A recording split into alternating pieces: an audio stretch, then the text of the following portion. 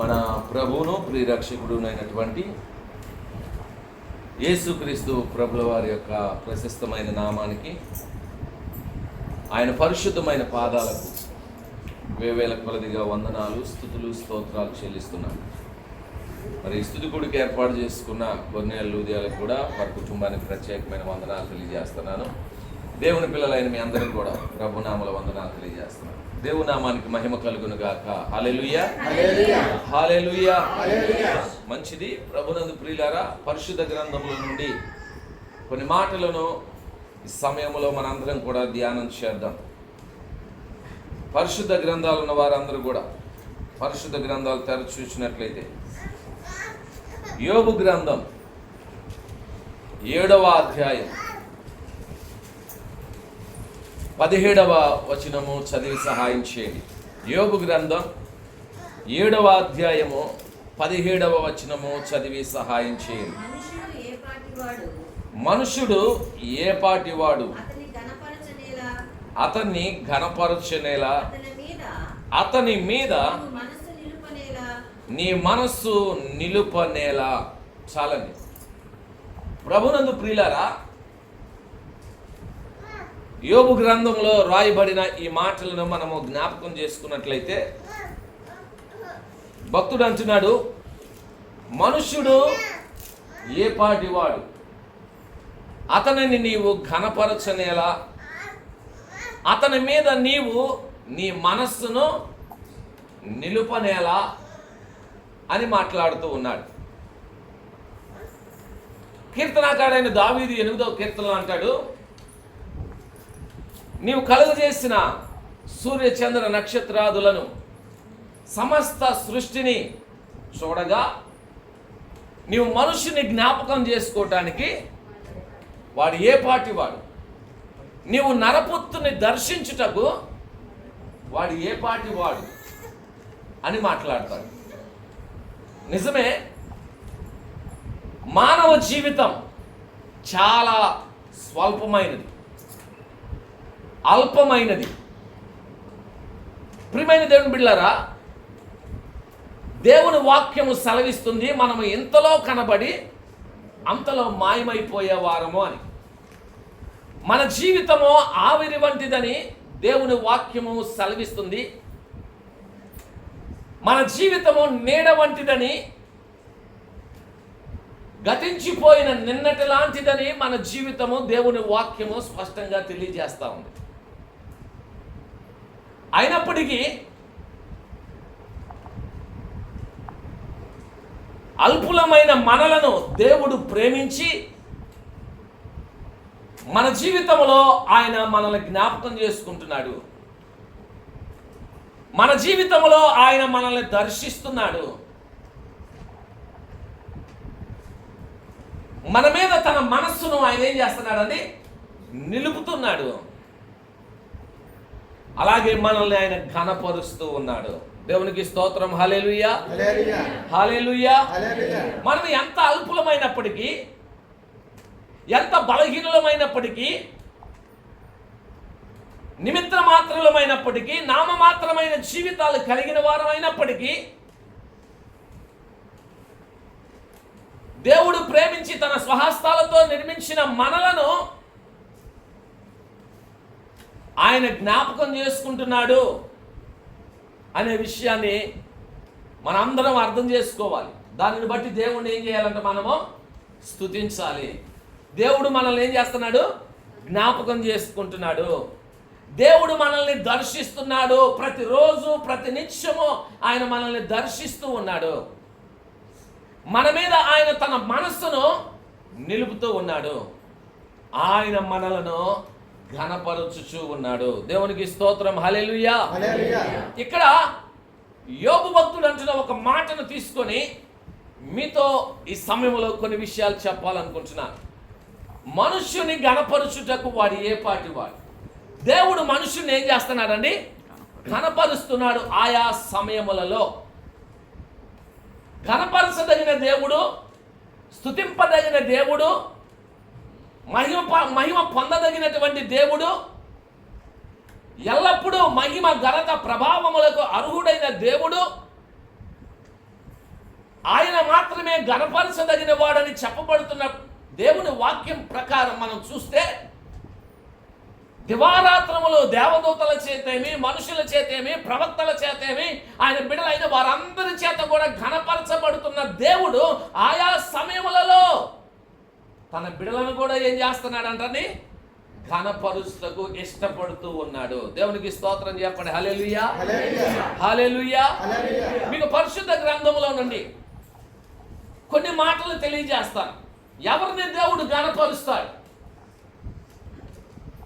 దేవుడైతే ఎల్లప్పుడూ ఘనపరచదగిన వాడు. ఆయన సృష్టికర్త అయిన దేవుడు, ఆయన సమస్తమును చేసిన దేవుడు, మనలో తన జీవాన్ని ఉంచిన దేవుడు, మనల్ని నిర్మించినటువంటి దేవుడు, ఈ లోకంలో మనందరూ బ్రతకటానికి కారణమైన దేవుడు, మనల్ని పోషిస్తున్న దేవుడు, సంరక్షిస్తున్న దేవుడు.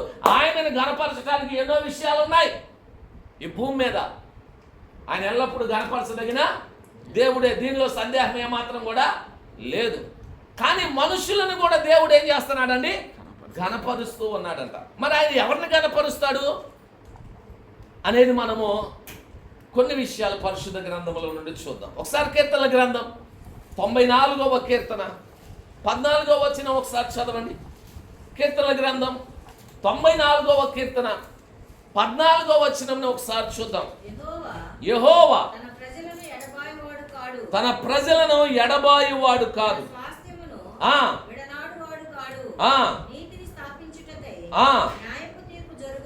94:14 91:14 నేను 94 చెప్పానా? సారీ, 91:14 అతడు నన్ను ప్రేమించుచున్నాడు గనుక నేను అతన్ని తప్పించేదను. అతడు నా నామము ఎరిగినవాడు గనుక. దేవునికి స్తోత్రం, హల్లెలూయా. దేవుడు ఎవరిని ఘనపరుస్తాడు అని అడిగితే మనం తెలుసుకోవాల్సినటువంటి మొదటి విషయం, ఆయన నామమును ఎరిగిన ప్రతి ఒక్కరిని కూడా దేవుడు ఏం చేస్తాడండి? ఘనపరిచే దేవుడై ఉన్నాడు. ఆయన నామమును ఎవరైతే ఎరుగుతారో ఆయనే దేవుడని, ఆయన వాక్యమే సత్యమని, ఆయన తప్ప మరొక దేవుడు లేడని, ఆయనను నమ్మి, ఆయనను విశ్వసించి, ఆయన నామమును ఎరిగి, మారు మనసు పొంది, రక్షణ పొంది, సంఘములో చేర్చబడి ఎవరైతే ఆయన పిల్లలుగా బ్రతుకుతూ ఉంటారో, ఎవరైతే ఆయననే దేవునిగా, ఆయననే ఆధారంగా, ఆయననే ఆశ్రయంగా చేసుకొని బ్రతుకుతూ ఉంటారో అలాంటి వారి జీవితంలో దేవుడు వారిని ఏం చేస్తాడంటండి? ఘనపరిచేవాడై ఉన్నాడు. దేవునికి స్తోత్రం చెప్పండి. హల్లెలూయా, హల్లెలూయా. ప్రియమైన దేవుని బిడ్డలారా, లోకములో ఉన్నప్పుడు చేదరింపులు పొందిన వారి సమాజంలో ఉన్నారు. లోకములో బ్రతుకుతున్నప్పుడు ఇలాంటి వారి బ్రతికి ఎందుకంటే ప్రయోజనం లేదు అని అనిపించుకున్నటువంటి వారు ఉన్నారు. కుటుంబంలో ఉన్న వ్యక్తుల చేత కావచ్చు, బంధువుల చేత కావచ్చు, లేకపోతే తన రక్త సంబంధాల చేత కావచ్చు, తమ చుట్టూ ఉన్న ప్రజల చేత కావచ్చు, చేదరింపులు పొందిన వారు, ఇలాంటి వాడు బ్రతకడం కూడా అనవసరం అండి అని అనిపించుకున్నటువంటి వారు కూడా ఎప్పుడైతే వారు యేసయ్యను ఎరిగి ఆయన నామాన్ని తెలుసుకొని వారు మారు మనసు పొంది రక్షణ పొందుతున్నారో వారందరూ ఏమవుతున్నారండి చెప్పండి? అంతవరకు చిత్కారాలు పొందినటువంటి వారు మనుషుల చేత ఘనపరచబడుతున్నారు. దేవుడు ఆ ఘనతను వారికి ఏం చేస్తున్నాడండి? వారికి దేవుడు అనుగ్రహిస్తా ఉన్నాడు. దేవునికి స్తోత్రం, హల్లెలూయా. ప్రియమైన దేవుని బిడ్డలారా, మనం ఎంతో మంది సాక్ష్యాలు వింటూ ఉంటాం, ఎన్నో పర్యాయం. మరి రోహన్ కూడా ఆయా సమయాల్లో చెప్తా ఉంటాడు. మీకు సాక్ష్యం చెప్పాడు కదా, సాక్ష్యం చెప్తా ఉండేవాడు. ఆ మాట వినేవాడు వాడు కాదు. మేము కూడా అలాగే అనుకునేవాళ్ళం కొన్ని పర్యాయం. ఏంటి ఇంతగా ప్రయాసపడుతున్నాం, ఇంతగా ఇది చేస్తున్నాం, కానీ మాట వినకుండా ఇలాంటి పరిస్థితులు ఉన్నాయి అని చాలా బాధపడేటువంటి వాళ్ళు, దేవుని సన్నిధిలో ప్రార్థన చేసేటువంటి వాళ్ళు. ప్రియమైన దేవుని బిడ్డలారా, లోకంలో నశించిపోవలసిన బిడ్డ మరి దేవుని దగ్గరికి రాకపోతే ఈరోజు ఎంత దేవునికి దూరంగా ఉండేవాడో పరిస్థితి నాకు తెలియదు. కానీ ఈరోజు నిజంగా దేవుని చేత ఆ బిడ్డ ఘనపరచబడే స్థితిలోనికి దేవుడు ఏం చేశాడు? తీసుకొచ్చాడు. దేవునికి స్తోత్రం, హల్లెలూయా. ఒక సేవకునిగా, తన సేవకునిగా నిలబెట్టి మరి సంఘంలో అందరూ గౌరవించే విధంగా, సమాజంలో అందరూ ప్రేమించే విధంగా, అందరూ గౌరవించే విధంగా దేవుడే ఆ బిడ్డను ఏం చేశాడంటండి? ఘనపరిచాడు. దేవుడే ఆ బిడ్డను ఘనపరిచాడు. ప్రియమైన దేవుని బిడ్డలారా, ఆ స్థితిని దేవుడు కలిగించాడు. ఈరోజు ఆ బిడ్డను బట్టి మేము కూడా ఏం చేస్తా ఉన్నాం? సంతోషిస్తా ఉన్నాం. మేము కూడా ఆనందిస్తూ ఉన్నాం. మేము గణపరుస్తూ ఉన్నాం. సంఘంలో ఉన్న వారందరూ గణపరుస్తూ ఉన్నారు. మనుషులు గణపరుస్తున్నారు. అలాగే దేవుడు కూడా ఏం చేస్తాడండి? గణపరుస్తున్నాడు. ఎందుకంటే ఆ బిడ్డ దేవుని నామమును ఎరిగి ఉన్నాడు కాబట్టి, దేవుణ్ణి ప్రేమిస్తున్నాడు కాబట్టి, దేవుని సేవలో ఆ బిడ్డ కొనసాగుతున్నాడు. ఎప్పుడైతే తన జీవితాన్ని తన తప్పైన మార్గంలో నుండి, లోకంలో నుండి దేవునికి అప్పగించాడో దేవుడు ఆ బిడ్డను ఏం చేశాడండి? ఘనపరిచాడు. తననే కాదు, మన జీవితాల్లో కూడా మనం ఒకప్పుడున్న స్థితి, దేవుడిని ఎరక్కముందు మన జీవితాలు, మన పరిస్థితులు, మన స్థితిగతులు అన్నీ కూడా ప్రియమైన దేవుని బిడ్డలారా ప్రతికూలమైనవి. కానీ ఎప్పుడైతే మనం దేవుణ్ణి ఎరిగామో దేవుడు మనల్ని ఏం చేస్తున్నాడండి? ఘనపరిచాడు. దేవుడు మనల్ని ఘనపరుస్తూ ఉన్నాడు. ఇక్కడ భక్తుడు అదే చెప్తున్నాడు. రాసిన మాటలో దేవుడు మాట్లాడుతున్నాడు కదా, అతడు నా నామముని ఎరిగిన వాడు కాబట్టి నేను అతను ఏం చేస్తాను? ఘనపరుస్తాను. రెండవదిగా మరొక మాట కూడా చూద్దాం. ఒకసారి చూడండి. సమూయేలు మొదటి గ్రంథం 2వ అధ్యాయం 30వ వచనంలో కూడా, సమూయేలు మొదటి గ్రంథం 2వ అధ్యాయం 30వ వచనంలో కూడా ఏమని మాట్లాడబడుతుందో అక్కడ వాక్యము ఒకసారి చూద్దాం.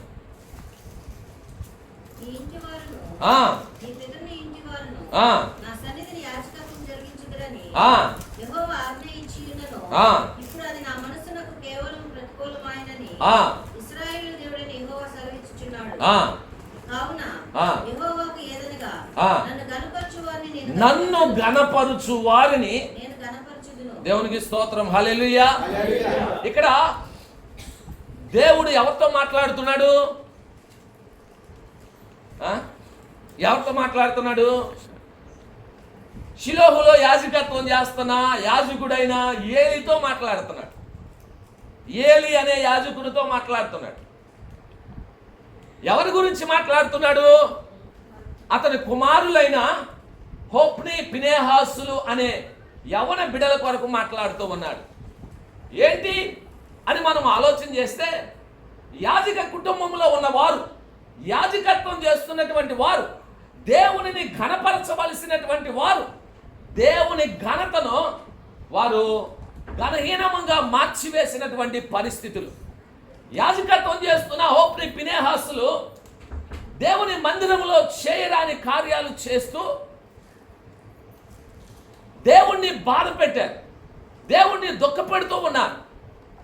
ప్రియమైన దేవుని బిడ్డలారా, దేవుని మందిరంలో బలి అర్పించకుండానే ప్రజల దగ్గర నుండి మాంసం యాజకులకు కావాలని వారికి కావాల్సింది ముందుగానే తీసేసుకుంటున్నారు.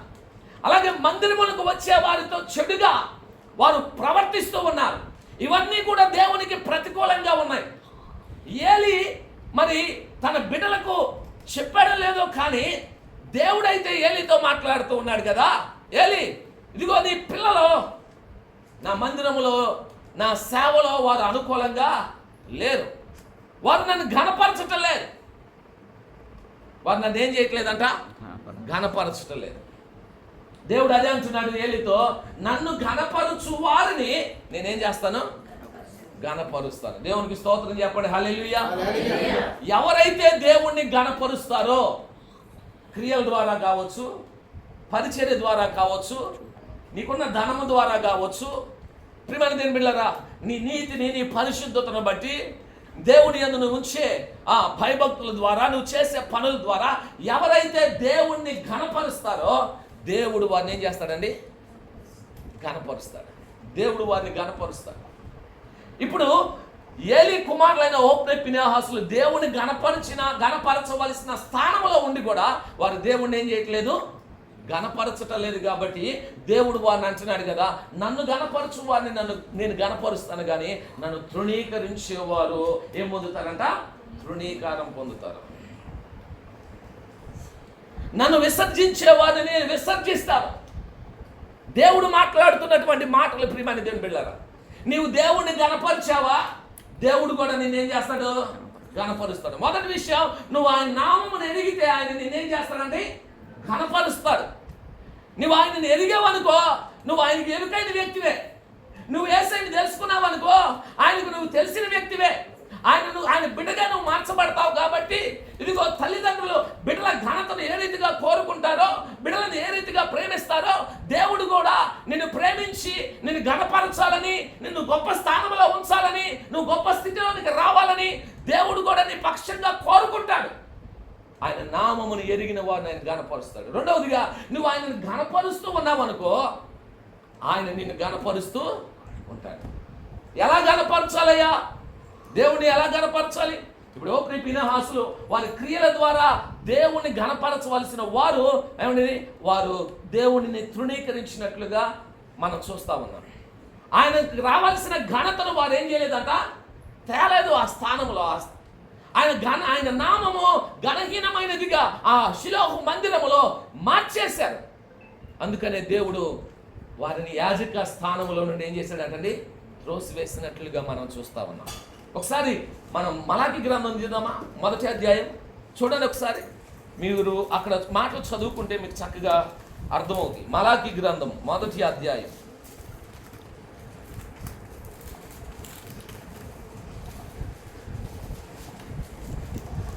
6వ వచనం నుండి చదవండి కొన్ని మాటలు.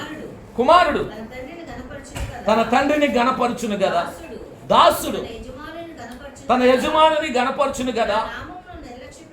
నా నామమును నిర్లక్ష్య పెట్టు యాజకులారా, నేను తండ్రినైతే నాకు రావలసిన ఘనత ఏమాయను?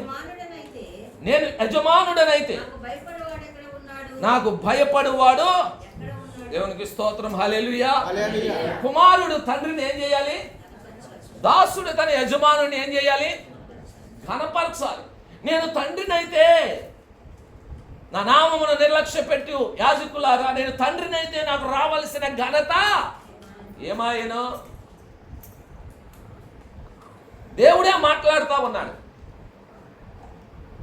అంటే ఇక్కడ ఘనపరచవలసినటువంటి వారు దేవుడు ఏం చేయట్లేదంట, ఘనపరచటం లేదు. ఈరోజు మన జీవితాల్లో కూడా మన బ్రతుకు ద్వారా, మన జీవితం ద్వారా, మన క్రియల ద్వారా, మనం చేసే పనుల ద్వారా దేవుని నామానికి మనము ఘనత తేవాల్సింది. కానీ మనం ఆయన నామమును ఘనహీనమైనదిగా మార్చివేస్తున్నాం. ఆయన నామానికి అవమానమును తీసుకొచ్చే వారంగా ఒకవేళ ఉంటే మనం ఎన్నడూ కూడా గణపరచబడం. దేవుని వాక్యం సెలవిస్తుంది, నన్ను గణపరుచు వారిని నేనేం చేస్తాను? గణపరుస్తాను అని ప్రభు మాట్లాడుతా ఉన్నాడు. ఎవరైతే దేవుణ్ణి ఘనపరుస్తారు, ఒకవేళ మనం గణపరచకపోతే ఫీనెహాసులాగా మనం తృణీకరించబడతాం, త్రోసివేయబడతాం, దేవుని చేత విసర్జించబడతాం. అవునంటారా కాదంటారా? దీని బిళ్ళ మన జీవితంలో ఎల్లప్పుడూ మనం నోటి ద్వారానే దేవుని గణపరచడం కాదు, మన క్రియల ద్వారా కూడా దేవుణ్ణి ఏం చేయాలంట? గణపరచాలి. నీకున్న వాటన్నిటి ద్వారా దేవుణ్ణి ఏం చేయాలి? ఘనపరచాలి. నీకున్న ధనం ద్వారా దేవుని గణపరచాలి. ప్రియమైన దేవులారా, నీకు ఇచ్చిన మంచి స్థితిని బట్టి నువ్వు దేవుణ్ణి ఏం చేయాలంట? ఘనపరచాలి. నువ్వు మంచి పొజిషన్లో ఉండి దేవుడు నీకు అన్నీ ఇస్తే దేవుని కొరకు నువ్వు ఖర్చు పెట్టి ఆ దేవుని నామాన్ని నువ్వు ఘనపరచాలి. కొన్ని పర్యాయాలు మనకున్న ధనాన్ని మనం ఏం చేస్తాం? భద్రంగా దాచుకుంటాం. దేవుని కొరకు ఖర్చు పెట్టాలంటే మనసు చాలామందికి రాదు. దేవునికి ఖర్చు పెట్టాలని చాలామందికి మనసుకు రాదు.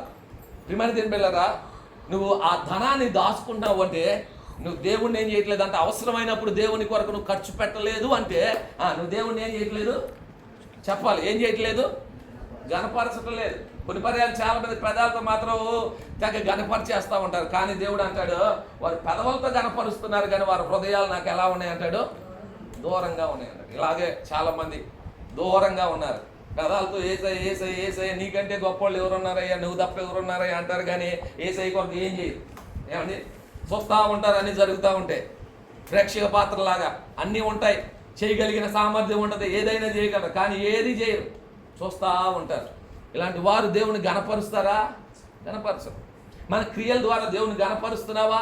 దేవుని యందు భయభక్తులు కలిగి నీతిగా యథార్థంగా ప్రవర్తిస్తూ నువ్వు దేవుణ్ణి ఏం చేయాలంట? గణపరచాలి. నీ బ్రతుకు ద్వారా, మన జీవితం ద్వారా దేవుని నామాన్ని మనం గణపరచాలి.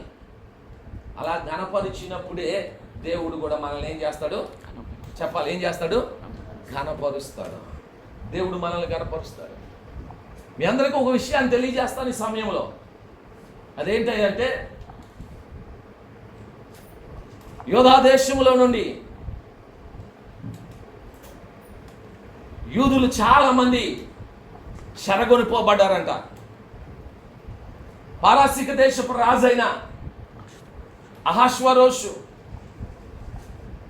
షోషాను కోటలో 127 సంస్థానాలను పరిపాలన చేస్తూ యూదులందరినీ చెరగొని ఆ ప్రాంతానికి తీసుకుని వెళ్ళినప్పుడు అక్కడ మరి వీరి చేత ద్వారపాలకులుగా, లేకపోతే చిన్న చిన్న పనులు వారి చేత చెరగొనిపోబడిన వీరి చేత చేయిస్తూ ఆ దేశంలో ఉన్నప్పుడు అక్కడ మొర్దుకై, అలాగే మొర్దుకై కుమార్తె ఎస్తేరు కూడా ఆ స్థలంలో ఉన్నారు. ప్రియమైన దేవుని బిడ్డలారా, మొర్దుకై మనందరికీ బాగా తెలుసు, చాలా పర్యాలు ఆయన గురించి చెప్పుకున్నాం. ఈయన ఎల్లప్పుడూ దేవుణ్ణి ఘనపరిచేటువంటి వాడు. క్రియల ద్వారా కావచ్చు, తన ప్రవర్తన ద్వారా కావచ్చు, దేవుని యందు తను భయభక్తులు నిలిపిన దానిని బట్టి తను చేసే పనుల ద్వారా ఎల్లప్పుడూ దేవునికి ఏం చేస్తాడంట? ఘనత తెస్తాడు. ఇతని గురించి కొన్ని మాటలు మీకు చెప్పాలంటే, రాజుగారిని చంపాలని ఒక ఇద్దరు ఆలోచన చేస్తే అది మంచి విషయం కాదు కాబట్టి ఆ విషయాన్ని ఏం చేశాడంటని తెలియజేశాడు. అలాగే దేవునికి మాత్రమే అతడు భయపడి, దేవునికి మాత్రమే, దేవుని పాదాల దగ్గర మాత్రమే అతడు తన తల శిరస్సును వంచుతాడు కాబట్టి ఇంకెవరికి అతడు నమస్కరించడు కాబట్టి ద్వారపాలకుడు అయినప్పటికీ అతడు హామాను వచ్చి నమస్కారం చేయాలనుకున్నప్పుడు, చేయాలని చెప్పినప్పుడు అతడు ఏం చేయలేదంట? చేయలేదు. నేను దేవునికి మాత్రమే ఏం చేస్తాను? నేను దేవుణ్ణే గణపరుస్తానయ్యా, నేను మనుషుల్ని గణపరచను, మనుషుల్ని గణపరచను, నేను దేవుణ్ణి మాత్రమే గణపరుస్తాను. ఇప్పుడు ఈ మొర్దుకై దేవుణ్ణి గణపరుస్తూ ఉన్నాడు తను చేసే పనుల ద్వారా, తన క్రియల ద్వారా అక్కడ. అయితే దేవుడు కూడా మొర్దుకైని చూసి అనుకున్నాడు, మొర్దుకైని నేనేం చేయాలని? గణపరచాలి అని దేవుడు అనుకున్నాడు. ప్రియమైన పిల్లరా, ఆ ఎస్తేరు గ్రంథంలో చాలా పర్యాలు మనం చదివే ఉంటారు మీరు. ఒకానొక రోజు రాజుగారికి నిద్రపట్టలేదంట. రాజ్యపు దస్తావేజుల గ్రంథాన్ని తీసుకురామని తిరగేస్తా ఉంటే రాజుగారి మీద ఒక ఇద్దరు చంపాలనుకున్నారు. దాన్ని మొర్దుకై తెలియజేశాడు. అందువలన అతడు రాజుగారు తప్పించబడ్డాడు అనే వర్తమానం దాంట్లో రాయబడి ఉన్నప్పుడు రాజుగారు చూసి ఆశ్చర్యపోయాడు. అవునా, నన్ను చంపాలనుకుంటే మొర్దుకై నన్ను కాపాడాడా? అవునండి, కాపాడాడండి. మరి మొర్దుకైకి ఏమైనా చేశారా అంటే ఏం చేయలేదయ్యా, ఏం చేయలేదా. మరి ఏం చేయాలి? మరి దీని పిల్లరా, ఇవన్నీ ఎవరు జరిగించారు? మొర్దుకై జీవితంలో ఆ మొర్దుకై గణపరచబడాలి అనే విషయాన్ని ఎవరు ఆలోచించారు? దేవుడు, పరమందున్న దేవుడు ఆలోచించి ఆ రాత్రి రాజుగారిని నిద్ర పట్టకుండా చేసి రాజు దస్తావేజులు పుస్తకం తీసుకొచ్చి ఆయన తెరిచి చూసి ఈ వార్త ఆయన చదివేలాగా దేవుడు చేసి ఆ సమయంలో మొర్దుకైని దేవుడు గణపరచాలనుకున్నాడు కాబట్టి హామాను అనే వ్యక్తి ద్వారా దేవుడు మొర్దుకైని ఏం చేశాడంట? గణపరిచాడు. ఎలా గణపరిచాడు అంటే, ఏమండి, ఎలా గణపరిచాడు అంటే రాజుగారి గుర్రం మీద, రాజ్య రథం మీద కూర్చోబెట్టి, రాజుగారు వస్త్రాలు వేసి, రాజుగారి కిరీటమును తల మీద పెట్టి, ఏమండి, హామాను ఆ రథమునకు ముందు వెళ్తూ రాజుగారు ఎవరైతే గణపరచబాలనుకుంటారో వారు ఈ రీతిగా ఏమవుతారంట? గణపరచబడతారు అని ఊరంతా కూడా చాటింపు వేస్తూ ఊరేగిస్తూ మొర్దుకైని గణపరచటం జరిగింది. ప్రియమైన దేవుని, ఎక్కడో చెరగొనిపోబడిన దేశంలో ఒక వ్యక్తి రాజుగారి మన్ననలు పొంది రాజుగారి చేత ఘనపరచబడటం మనం చూసినట్లయితే మనకేమర్థం అవ్వాలి తెలుసా? నన్ను ఘనపరిచే వారిని అందరినీ నేనేం చేస్తాను? ఘనపరుస్తాను అని దేవుడు చెప్పాడు కాబట్టి, మొర్దుకై తన జీవితంలో దేవుని ఘనపరిచేవాడుగా ఉన్నాడు కాబట్టి దేవుడు మొర్దుకైని ఏం చేశాడంట? ఘనపరిచాడు. తాను వెళ్ళిన ఆ చెరగొనుపోబడిన అదే దేశంలో ప్రియమైన దేవుని బిడ్డలారా, ఆ ప్రజల మధ్యలో మొర్దెకైని దేవుడు ఘనపరిచాడు. మనందరికీ బాగా తెలుసు, దావీదు గొల్యాతును చంపాలని జీవం గల దేవుణ్ణి దూషిస్తున్న ఆ గొల్యాతును నేను చంపుతానని అందరూ భయపడతా ఉన్నా ఆ సమయంలో దేవుణ్ణి ఘనపరుస్తూ యుద్ధం యెహోవాదే అని చెబుతూ వెళ్ళి యుద్ధం చేశాడు. గొల్యాతును జయించాడు. సౌలు కూడా అప్పటి వరకు సౌలు వల్ల కూడా కాలేదు. వాస్తవానికి చెప్పాలంటే అప్పటికే సౌలు దేవునికి ఏమైపోయాడండి? దూరం అయిపోయాడు. దేవుడు సౌల్ని విసర్జించేశాడు. సమూయేలుతో దేవుడు మాట్లాడాడు, ఇక సౌలును నేను రాజుగా ఉంచాలనుకోవటం లేదు, అతన్ని ఏం చేద్దాం అనుకుంటాను? తీసివేద్దాం అనుకుంటాను. నా ఇష్టానుసారమైన మనుషుని ఒక అతన్ని నేనేం చేశాను? కనుగొన్నాను. అతన్ని నేను రాజుగా చేయాలనుకుంటాను అన్నాడు. అతనే దావీదు. అయితే దావీదుకి ఈ విషయాలు అప్పటికి ఏం తెలియకపోయినా దావీదు వచ్చి ఆ గొల్యాతుతో యుద్ధం చేస్తున్నాడు. దావీదు దేవుని యందు భయభక్తులు కలిగిన వాడు, దేవుని యందు నమ్మిక ఉంచేవాడు, ఎల్లప్పుడూ దేవుని గణపరిచేవాడు. తను పాడే పాటల ద్వారా, తన క్రియల ద్వారా, తన ప్రవర్తన ద్వారా దేవుని గణపరుస్తాడు. ఎవరైనా దేవుని దూషిస్తే ఏమాత్రం ఊరుకోడు, సహించడు. దేవుని నామాన్ని, జీవం గల దేవుని ప్రజలను దూషించే వారిని ఎవరిని సహించడో అలాంటి పరిస్థితుల్లో ఉన్న దావీదు జీవితంలోనికి ఒక సంఘటన ఎదురైంది. అతడు తన అన్నల క్యారేజ్ వెళ్దామని వెళ్తే అక్కడ గొల్యాతు మాటలు వినబడుతున్నాయి. జీవం గల దేవుడిని ఏం చేస్తున్నాడు? గొల్యాతు దూషిస్తున్నాడు. దావీదు ఉండబట్టలేకపోయాడు. సున్నత లేని వాడు దేవుని దూషిస్తూ దేవుని ప్రజలను దూషిస్తున్నాడు. నేను యుద్ధం చేస్తాను వాడతా అని, యుద్ధం యెహోవాదే అని యుద్ధానికి వెళ్ళాడు. ప్రియమైన బిడ్డలారా, యుద్ధానికి వెళ్ళి గొల్యాతుని ఏం చేశాడు? హతమార్చాడు, చంపేశాడు. ఆ తర్వాత జరిగిన సంగతి మనందరికీ బాగా తెలుసు. వారు ఊర్లోకి తిరిగి వస్తున్నారంట. తిరిగి వస్తున్నప్పుడు ప్రజలందరూ డాబాల మీద ఉండి, ఆ దారుల పక్కన ఉండి అందరూ కూడా ఏం చేస్తున్నారు? కనపరుస్తా ఉన్నారు. ఏమని దావీదుకు 10,000 కొలది, సౌలుకి 1,000 కొలది అని వారు ఏం చేస్తున్నారంటే స్తోత్రాలు చెప్తూ ఏమనేది కీర్తిస్తా ఉన్నారు. ప్రియమైన దేవుని బిడ్డలారా, రాజు ఎవరో? సౌలు. దావీదు ఎవరో? అసలు ఎవరో కూడా తెలియదు. ఒక సామాన్యమైన బొడ్డోడు ఆ స్థలానికి వచ్చాడు. అప్పటి వారికి పెద్దగా గుర్తింపు ఎవరికి లేదు. కానీ ఇక్కడ ఎవరి గురించి ప్రజలు పొగుడుతున్నారు? ఎవరిని గణపరుస్తున్నారు? దావీదును. సౌలుకేమో 1,000 కొలదేనంట, దావీదుకేమో 10,000 కొలది అని అతన్ని ఘనపరుస్తున్నారు. ఇది మనుషుల నోట నుండి వచ్చినప్పటికీ ఇది ఎవరి ద్వారా కలిగింది? ఇది ఎవరు మనుషుల నుండి పలికించారు? దేవుడే దావీదును ఘనపరచాలి అనుకున్నాడు. కాబట్టి మనుషులందరి ద్వారా దేవుడు దావీదుని ఏం చేస్తా ఉన్నాడని? ఘనపరుస్తూ ఉన్నాడు. దేవునికి స్తోత్రం, హల్లెలూయా. ఎందుకు దావీదుని దేవుడు ఘనపరచాలి అనుకున్నాడంటే దావీదు దేవుణ్ణి ఘనపరిచాడు కాబట్టి. దావీదు దేవుణ్ణి ఘనపరిచాడు కాబట్టి, ఆ యుద్ధంలో దేవునికి ఘనతను తెచ్చాడు కాబట్టి, ఎవరు చేయలేని గొప్ప కార్యాన్ని దావీదు చేసి దేవుని నామాన్ని మహిమపరిచాడు కాబట్టి దేవుడు కూడా అనుకున్నాడు, నన్ను ఘనపరిచిన దావీదును నేనేం చేయాలి? ఘనపరచాలి అనుకొని ప్రజల నోట 10,000 స్తోత్రములు అని చెప్పాడు. దేవునికి స్తోత్రం, హల్లెలూయా. ప్రజలందరూ దావీదుని ఘనపరిచారండి, దావీదుని ఘనపరిచారు. ఇది మనుషుల వల్ల కలిగిన కార్యము కాదు, కానీ దేవుడే వారి నోట మాటలు ఉంచి పలికించి దావీదును దేవుడు ఘనపరిచి, దావీదును దేవుడు హెచ్చించి, దావీదును ఏమంటది తనను విసర్జించిన సౌలును పక్కకు తోసేసి అతని రాజ్యమును తీసివేసి దావీదుకు ఆ రాజ్యాన్ని దేవుడు ఏం చేశాడు? అప్పగించాడు. 40 సంవత్సరాలు ఇశ్రాయేలు ప్రజలను ఏకదాటిగా పరిపాలించినటువంటి వాడు ఎవరండి? దావీదు. గొప్ప ఘనతను దావీదుకు దేవుడు ఏం చేశాడు? కలుగజేశాడు. ప్రియమైన దేవుని కారణం ఏంటంటే దావీదు దేవుని ఘనపరిచేవాడు కాబట్టి దేవుడు దావీదుని ఏం చేశాడట? ఘనపరిచి. ఇక మనం మూలవాక్యంలో చదువుకున్న మాటలు అవే. మనుష్యుణ్ణి నువ్వు ఘనపరుచుట ఎలా, అతని మీద నీ మనస్సును నిలుపుట ఎలా, అతన్ని నువ్వు జ్ఞాపకం చేసుకుంటున్నావు ఏంటి అని భక్తుడు మాట్లాడుతున్నాడు.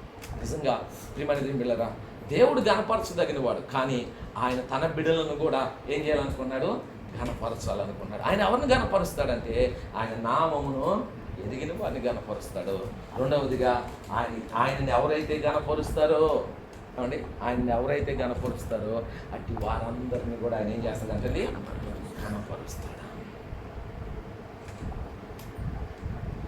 సామెతల గ్రంథంలో కూడా మరొక మాట రాయబడి ఉంది.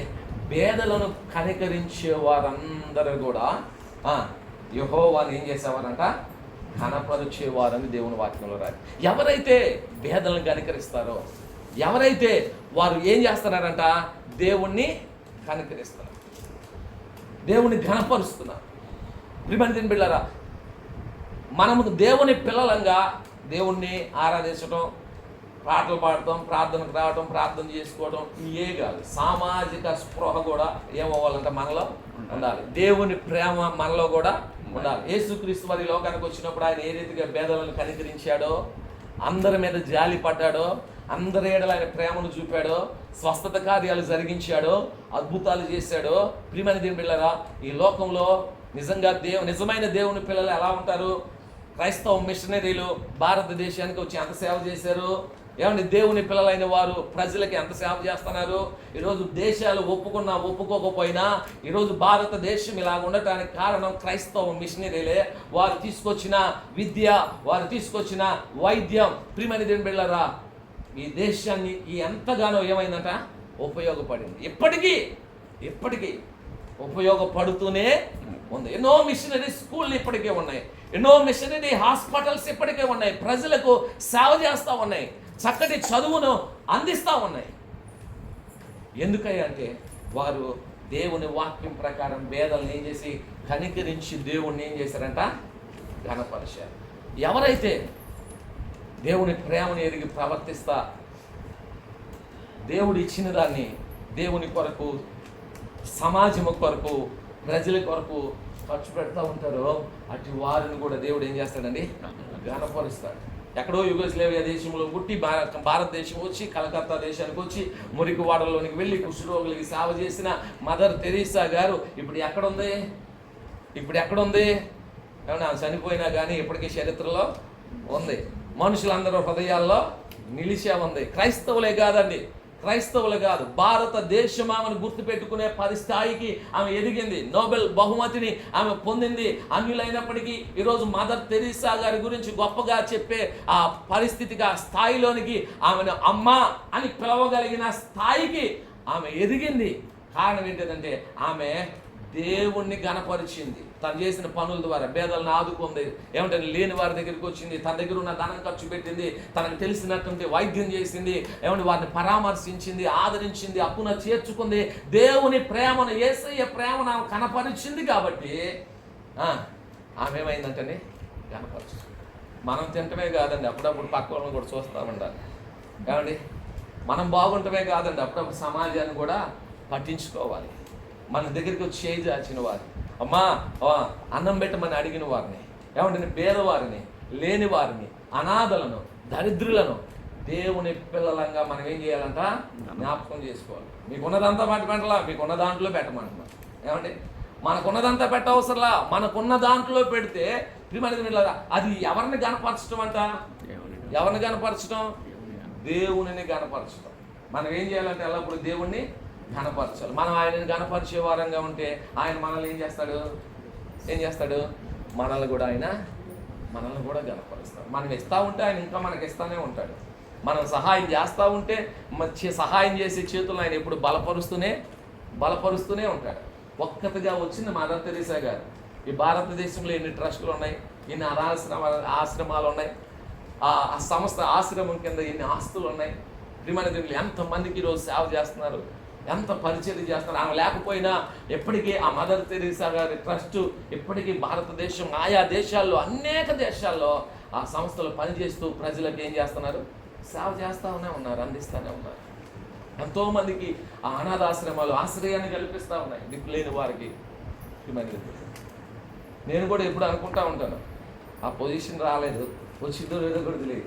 మందిరమే కాదు కానీ నేను కూడా అనుకుంటాను, ఒక అనాథాశ్రమం లాగా, ఒక చిన్న ఓల్డేజ్ హోమ్ లాగా రేకులు వేసి అయినా సరే ఏదైనా స్థలం తీసుకుని ఎక్కడ గడులు కట్టి దిక్కులేని వారిని, అందరినీ కాదండి, ఎవరు లేని వృద్ధులైన వారిని, మగవాళ్ళు కావచ్చు, ఆడవాళ్ళు కావచ్చు, ఎవరూ లేని వాళ్ళని, ఎవరు పట్టించుకున్నటువంటి వారిని, లేదా అనాథలైనటువంటి వారిని, పిల్లల్ని నేను కొందరినైనా చేర్చి పోషించాలనుకుంటాను. దేవుడు అవకాశం ఇస్తే అలా ప్రార్థన చేయండి. దేవునికి స్తోత్రం, హల్లెలూయా. ఇవన్నీ దేవుళ్ళగా చేస్తూ ఉన్నాను. కానీ నా మనసులో ఎప్పుడు ఉండే ఆలోచన, నేను అనుకుంటాను ఎప్పుడు కూడా, మా సంఘ బిడ్డలు కూడా నాకు డబ్బులు లేకగానే ఏదో అంటారంట, చెయ్యి అడగగానే ఆడితే ఒంటి నిండా బంగారం పెట్టేయండి నీకు అంటారంట భర్తనే, భార్యనే, భర్త. పరిస్థితి బాగలేదు కానీ కొన్నాను కానీ, లేకపోతే నిలువెల్ల బంగారం చేయించేయను అన్నాడంట భర్త భార్యతో. కాకపోతే ఏం లేదంట చేయాలి. అట్లాగే నా పరిస్థితి కూడా, లేకపోతే చాలా చేయాలని ఉంటుంది. ఒక మెడికల్ క్యాంప్ పెట్టాలనుకుంటాను అన్నమాట. ఒక చక్కగా కొంతమంది డాక్టర్స్ని పిలిచి మెడికల్ క్యాంప్ పెట్టాలి, లేదా అనాథలను ఆదుకోవాలి, ఏదైనా ఒక అనాథాశ్రమం లాగా, ఇలాంటివి ఎన్నో చేయాలని ఉన్నాయి. కానీ కుదరట్లేదు. ఏదో దేవుడు మనకి ఇచ్చిన దాంట్లో కొన్ని చేస్తా ఉన్నాం, ఇంకా చేయాలి. ప్రార్థన చేయండి దేవుడు సహాయం చేయలేగిన. ఎందుకంటే అట్టి వాటి ద్వారా కూడా దేవుడిని మనం ఏం చేయాలంట, ఏం చేయాలి, ఘనపరచాలి. మనం ఆయన ఎప్పుడు ఘనపరచాలి, ఆయన్ని ఘనపరిచేవారు, ఘనపరిచి మనం కూడా ఏమవ్వాలంట, ఘనపరచబడాలి. దేవుడి మాటలు మనందరి హృదయాల్లో ముద్రించును గాక, మన వెనుకడిలో ఆశీర్వదించును గాక. ఆమె